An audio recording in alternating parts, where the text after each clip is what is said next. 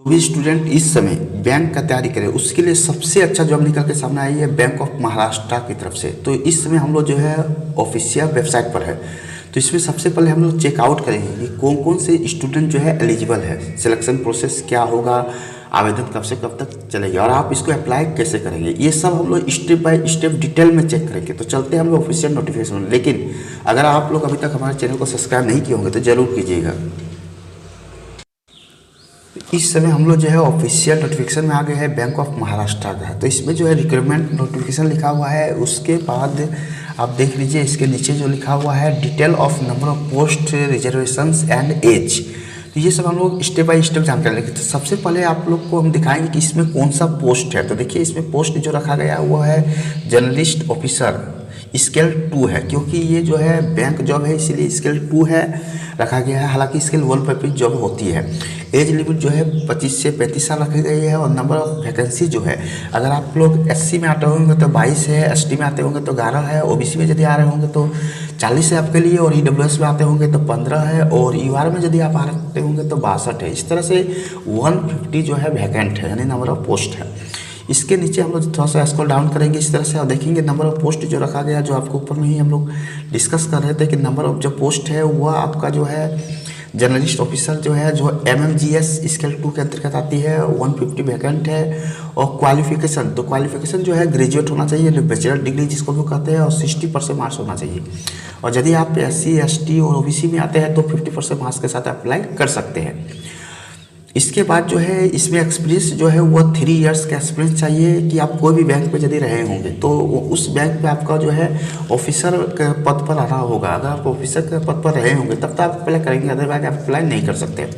Age limit जो कि ऊपर में ही बता देते हैं कि 25 साल में मिनिमम है और 35 जो है मैक्सिमम है। अब जॉब प्रोफाइल बहुत लोग को समझ में नहीं आ रहा है कि जॉब प्रोफाइल होता क्या है। तो जॉब प्रोफाइल मतलब आपको क्या इसमें वर्क करना है। तो देखिए बैंक से रिलेटेड जॉब है, इसलिए बिजनेस से संबंधित होगा, कस्टमर से डील करना होगा, आपको चेक बुक लोन उन के संबंध में आपको जानकारी देना होगा, ये सब ही जानकारी आपको देना होगा, यही आपको जॉब प्रोफाइल है। इसके बाद हम लोग चेकआउट कर रहे हैं कि एज लिमिट पे क्या छूट होगी। यदि आप SC या ST में आते हैं तो आपको जो है 5 इयर्स का दिया जा रहा है छूट। यदि आप OBC में है तो 3 इयर्स का। और persons with bench marks disability में है, यदि आप SC ST में डिसेबिलिटी में यदि विकलांग में आ रहे हैं SC ST में तो आपको 15 साल का छूट है।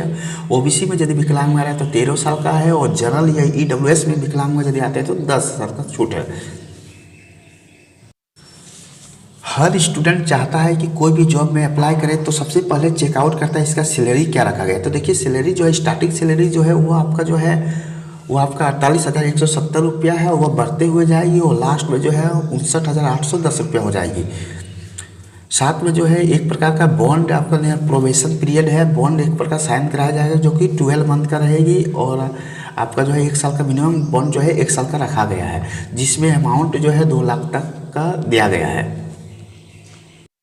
अब हम लोग बात करते हैं एग्जामिनेशन पैटर्न। तो एग्जामिनेशन पैटर्न में सबसे पहले इंग्लिश लैंग्वेज का 150 मार्क्स का रहेगी, ध्यान रखिएगा आपको 150 मार्क्स का रहेगी। और जिसमें टाइमिंग जो है 2 घंटा का टाइमिंग दिया गया है। और नंबर ऑफ टेस्ट जो होगी वह इंग्लिश का होगी, क्वांटिटी एप्टीट्यूड, रीजनिंग एप्टीट्यूड और प्रोफेशनल लैंग्वेज। देखिए प्रोफेशनल लैंग्वेज होती क्या है कि बैंक जॉब है, इससे बैंक से रिलेटेड क्वेश्चन पूछी जाएगी। इस तरह से टोटल मैक्सिमम मार्क्स जो है 150 मार्क्स का है। आप लोग अच्छी तरह से चेकआउट कर लीजिएगा।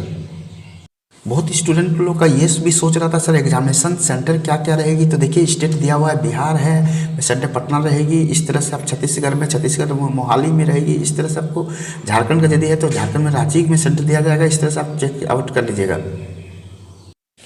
एग्जामिनेशन फ़ी का बात करें तो हम लोग एग्जामिनेशन फ़ी में देखते हैं कि यदि UR EWS OBC में आते हैं तो आपका जो है 1,000 रुपया जो है यानी, और GST जो है 180 यानी टोटल जो है 1,180 रुपया लगेगी।